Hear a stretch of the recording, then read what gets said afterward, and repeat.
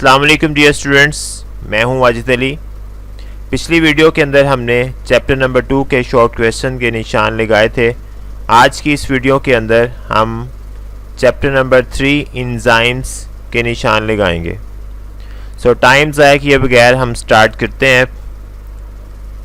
First page के ऊपर सबसे पहले एंजाइम की डेफिनेशन इस एरिया के अंदर दी गई है।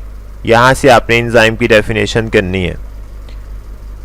सेकंड पैराग्राफ के अंदर एंजाइम की with reference to amino acid बात की है। इसमें एक्टिव साइट की डेफिनेशन, सबस्ट्रेट की डेफिनेशन है। थर्ड पैराग्राफ के अंदर को फैक्टर्स की डेफिनेशन है और को फैक्टर का फंक्शन है। यहाँ से यहाँ तक इसका डेफिनेशन होगी और यहाँ से यहाँ तक इसका फंक्शन होगा और कुछ एग्जांपल्स आपके सामने दी गई हैं। और एक्टिवेटर की डेफिनेशन यहाँ से यहाँ तक यहाँ पे आपने मार्क कर लेना है। नीचे अगर आप देखें तो प्रोस्थेटिक ग्रुप और इसके साथ को एंजाइम की डेफिनेशंस दी गई हैं। नेक्स्ट पेज के ऊपर एपो एंजाइम की डेफिनेशन और होलो एंजाइम, इन दोनों के अंदर डिफरेंस बहुत ज़्यादा इंपॉर्टेंट है। और नेक्स्ट पैराग्राफ के अंदर यहाँ पे अगर आप देखें तो यहाँ पे एंजाइम की लोकेलिटी की बेस पे एक शॉर्ट क्वेश्चन आ सकता है कि एंजाइम कहाँ होते हैं, वेयर आर एंजाइम लोकेटेड। यहाँ पे आपने कुछ नोट करना है। आपको पिंक हाईलाइट भी मिलेंगे। पिंक हाईलाइट्स का मतलब ये शॉर्ट क्वेश्चन में कम लेकिन एमसीक्यूज़ के लिए इम्पोर्टेंट है। अब ये वो शॉर्ट क्वेश्चन, वो एमसीक्यूज़ हैं जो कि आपको शॉर्ट क्वेश्चन के अलावा होंगे। आगे हम मैकेनिज्म ऑफ एंजाइम अगर हम देखें तो आपको क्वेश्चन आ सकता है ईएस कॉम्प्लेक्स। ईएस कॉम्प्लेक्स में आपने यहाँ से यहाँ तक सारा लिखना है। मैकेनिज्म भी आ सकता है अगर आपको मॉडल्स ना पूछे जाएं तो फिर आप यहाँ से यहाँ तक इसमें शॉर्ट क्वेश्चन लगाएंगे और यहाँ से ये रिएक्शन भी लिखेंगे। इस पेज के ऊपर आपको एक बॉक्स नज़र आ रहा है, पेप्सिन और पेप्सिनोजन में डिफरेंस ये आ सकता है। ये आप इसको प्रोस्थेटिक ग्रुप और को एंजाइम के टॉपिक में भी इसमें आप लिख सकते हैं। एपो एंजाइम और होलो एंजाइम के जो आपको शॉर्ट क्वेश्चन आएगा उसमें एज एग्जांपल भी आप इसमें लिख सकते हैं। नेक्स्ट पेज के ऊपर ये 2022 का जो पेपर आया बायो का, उसमें ये क्वेश्चन था मेटाबॉलिक पाथवेज के अंदर किस तरह एंजाइम काम करते हैं, तो उसमें आपने ये शॉर्ट क्वेश्चन कवर करना है। नेक्स्ट पेज के ऊपर यहाँ पे अगर हम देखें तो एक्टिव साइट की अगेन डेफिनेशन है। आप यहाँ से भी कर सकते हैं, जो पहले आपने की है वहाँ से भी आप इसको कर सकते हैं। इसके बाद एक्टिव साइट्स के जो पार्ट्स हैं, दो पार्ट्स हैं उसके, दो रीजन्स हैं, बाइंडिंग साइट और कैटालिटिक साइट, उसके बारे में बताया गया है।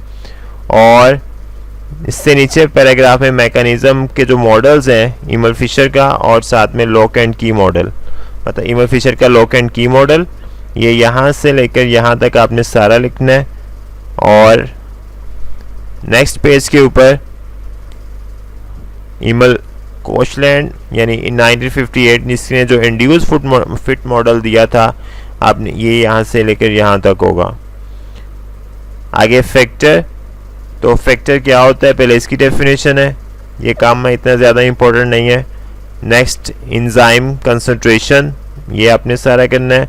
और ये उसका इफ़ेक्ट पूछ सकते हैं, अगर जनरली पूछेंगे तो आप यहाँ से यहाँ तक बता देंगे। और अगर आपसे इसका इफ़ेक्ट पूछ सकते हैं कि अगर हम इंक्रीज एंड डिक्रीज करते हैं तो क्या इफ़ेक्ट होगा, फिर यहाँ से आप यहाँ तक लिखेंगे। सबस्ट्रेट कंसंट्रेशन का सिंपल इफेक्ट पूछे तो आप यहाँ से यहाँ तक लिखेंगे।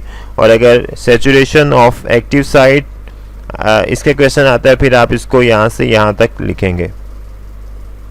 नेक्स्ट पेज के ऊपर टेम्परेचर का इफेक्ट आता है, तो यहाँ पे जो इम्पोर्टेंट डेफिनेशन है वो ऑप्टिमम टेम्परेचर की डेफिनेशन है और इसके साथ ह्यूमन का टेम्परेचर कितना होता है ऑप्टिमम, ये आपको पता होना चाहिए। और नेक्स्ट इस पैराग्राफ के अंदर जो इम्पोर्टेंट क्वेश्चन है वो डीनेचुरेशन ऑफ एंजाइम है। यहाँ से यहाँ तक आप डीनेचुरेशन ऑफ एंजाइम के शॉर्ट क्वेश्चन पे मार्क करेंगे। पीएच वैल्यू के अंदर ऑप्टिमम पीएच की डेफिनेशन करेंगे और क्या इफ़ेक्ट होता है अगर हम पीएच वैल्यू चेंज करते हैं तो उसका एंजाइम पे क्या इफ़ेक्ट होता है, और यहाँ से यहाँ तक आप उसका क्वेश्चन करेंगे। और ये जो टेबल दिया हुआ ये वाला, ये आपका ऑब्जेक्टिव के लिए बहुत ही इंपॉर्टेंट है। इसमें से एक एमसीक्यूज़ आपको एमडी कैट में भी पूछ सकते हैं, और रेगुलर जो टेस्ट होते हैं चैप्टर वाइज या फिर जो बोर्ड का पेपर आएगा उसमें भी इसमें से एक लाजमी एमसीक्यूज़ आता है। उसके बाद इनहिबिटर की डेफिनेशन, यहाँ पे इनहिबिटर उसकी एग्जांपल आपको एमसीक्यूज़ में पूछ सकते हैं, बहुत इंपॉर्टेंट होती हैं। उसके बाद इसकी टाइप्स और इरिवर्सिबल रिएक्शन की डेफिनेशन, यहाँ से यहाँ तक, रिवर्सिबल की यहाँ से यहाँ तक, और इसकी टाइप्स के नेम, फिर कॉम्पिटिटिव इनहिबिटर्स इसकी डेफिनेशन और नॉन कॉम्पिटिटिव इनहिबिटर्स की डेफिनेशन यहाँ तक बनती है। ये था आपका चैप्टर नंबर 3। और एक ज़रूरी बात कि इस चैप्टर से आपको जस्ट शॉर्ट आने हैं, इसको लॉन्ग में प्रिपेयर करने की ज़रूरत नहीं। अभी तक इस चैप्टर से लॉन्ग क्वेश्चन नहीं आया और उम्मीद है कि नेक्स्ट पेयरिंग में भी इसमें से लॉन्ग नहीं आएगा। तो आपने इसको शॉर्ट के लिए ही प्रिपेयर करना है, लॉन्ग के लिए प्रिपेयर नहीं करना। और अगर इसके बारे में आपको कुछ समझ ना आए तो आप मुझे कांटेक्ट कर सकते हैं। मेरा नंबर और साथ में ईमेल डिस्क्रिप्शन के अंदर दे दी गई है, और बाकी चैप्टर्स के वीडियोस भी आती रहेंगी।